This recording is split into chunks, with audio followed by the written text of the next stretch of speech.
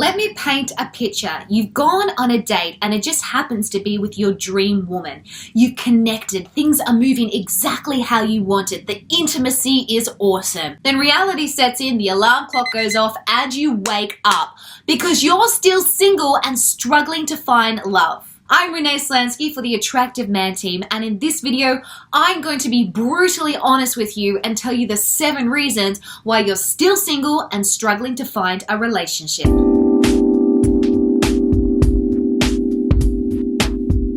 Okay, let's talk statistics. There are currently 3.5 billion women in the world, of which 2 billion of them are aged between 24 and 54 years old. Now, if we were to break it down, I'm guessing that at least half of them are going to be single.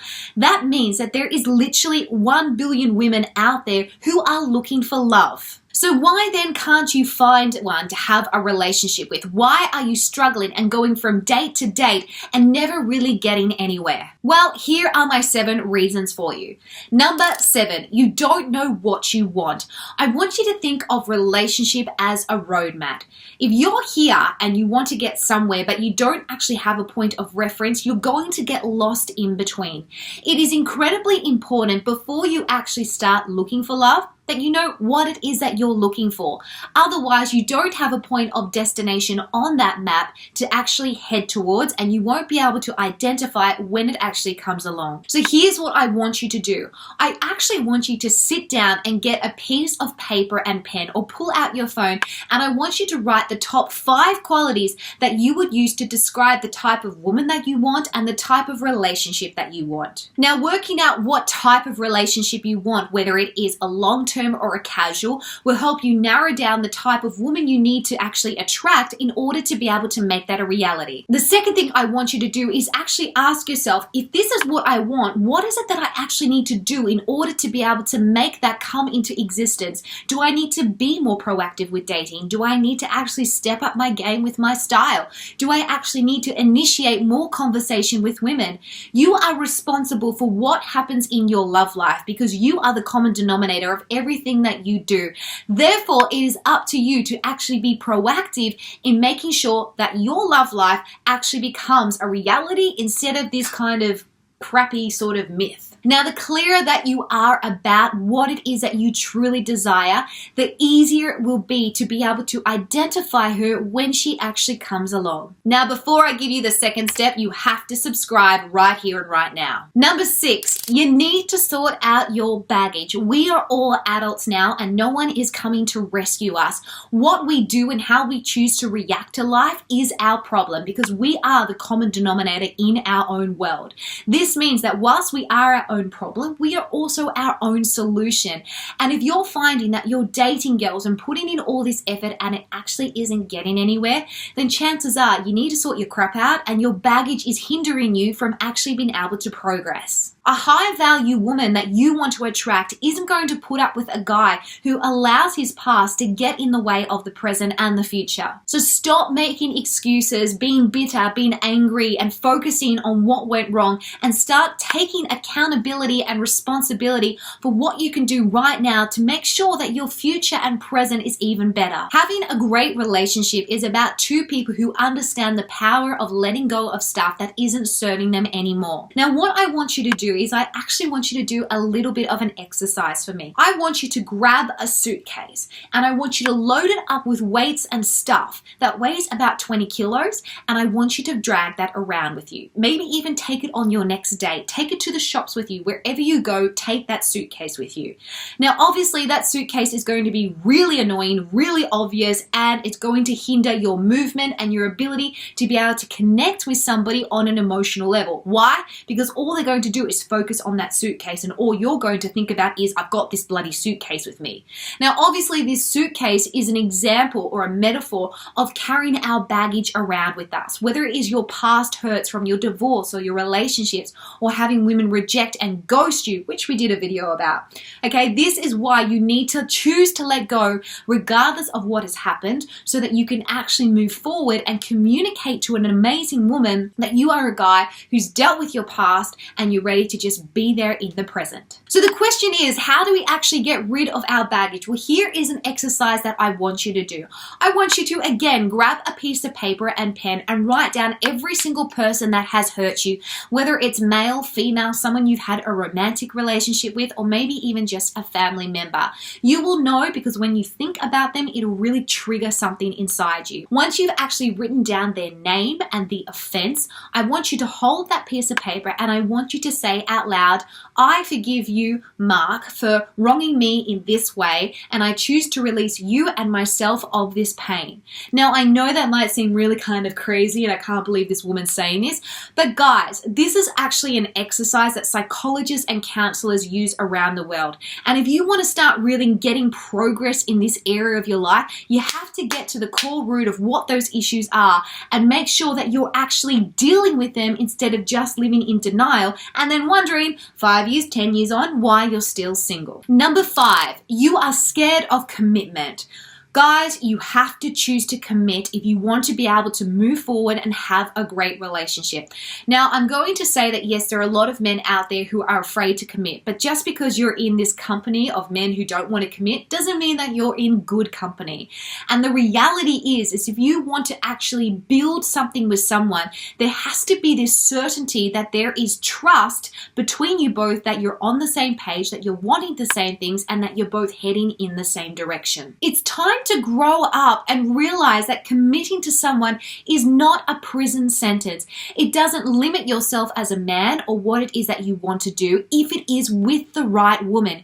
In fact, statistics actually show that men who end up married end up being happier and actually live longer. And I always like to say a problem shared is a problem halved. And aligning yourself with an amazing woman who is able to really bring the best out of you and make you feel good about yourself will help reduce stress in your life, help you see life from a different perspective. She'll encourage your dreams and she will actually give you a joy which you would otherwise not know about if you had chosen not to commit to her. There will always be some risk involved in commitment. That's why it's more important to get a real clear understanding of who it is that you're committing to. And if you do have a fear of commitment, then ask yourself, where is this actually coming from? Was it because your parents got divorced, or was it because you've been hurt in the past? Again, if you're bringing up that sort of baggage and allowing that to hinder you, go back a step and do that exercise again so you can release yourself of that fear of commitment. Number 4, you're dating the wrong type of woman over and over again, hence why you're getting the same result over and over again.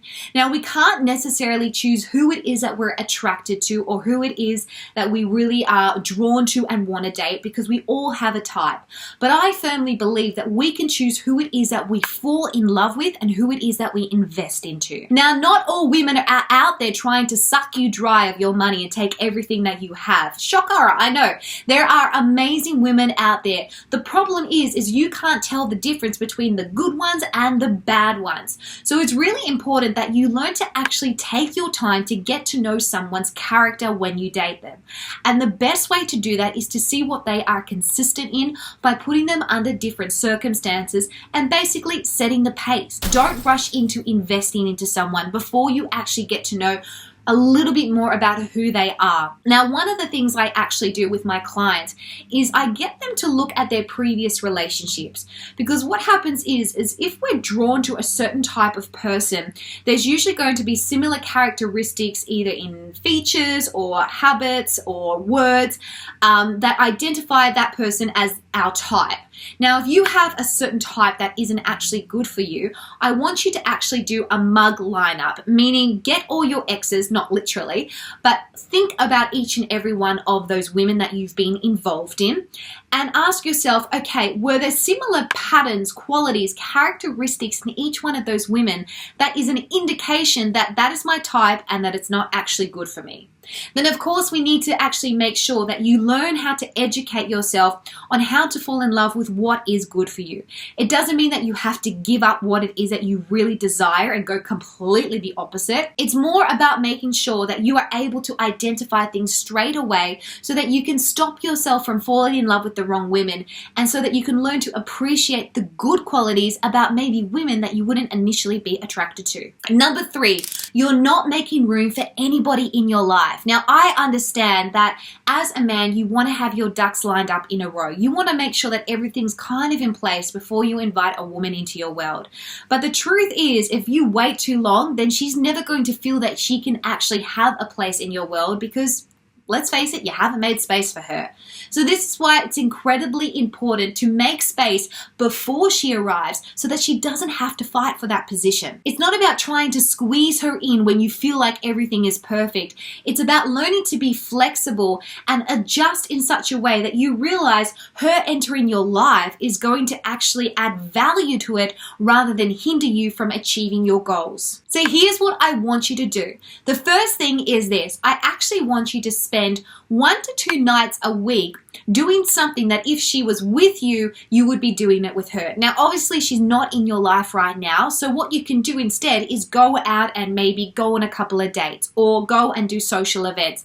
My point here is that you're already creating this time that you would have in your weekly routine to fit her in. The second thing I want you to do is I want you to go into your bathroom or your cupboard and I want you to clear a shelf. What this does is it means that you're literally physically creating space in your environment for her and also having a visual reminder of what it is that you're working for, what it is that you're expectant of, so that you can start to manifest that awesome girl that you want into your life. Number 2, your standards are either too high or too low.